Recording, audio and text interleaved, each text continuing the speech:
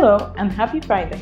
Join us as we bring you the latest on the markets today, brought to you by FX. Here are today's financial headlines. Tesla traded positively on Thursday, closing up 4.8% at $309.87. A broader rally in megacap technology stocks and positive market sentiment primarily drove the rise.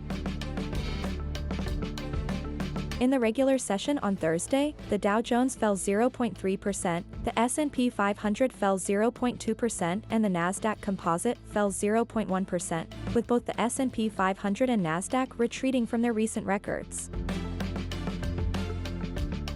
U.S. natural gas futures rose by 0.7% to $3.35 on Friday, rebounding from a 6-week low, driven by rising liquefied natural gas export flows and forecasts for hotter-than-average weather, which is expected to increase demand through late July.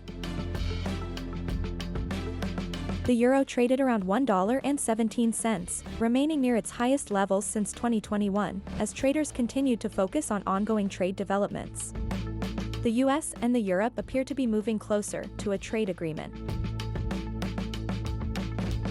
Bitcoin trading was bullish over the last 24 hours and increased 0.6%, reaching new all-time record highs above $116,600. This surge was driven by increased institutional interest and substantial inflows into Bitcoin exchange-traded funds. Now let's review the major economic events of the day. At 6 a.m., the UK to release the gross domestic product for May, following minus 0.3% in April. At 12:30 p.m., the unemployment rate in Canada is expected to increase, after reaching 7% in May. At 6 p.m., the US will release figures for the monthly budget statement of June, following a deficit of $316 billion in May.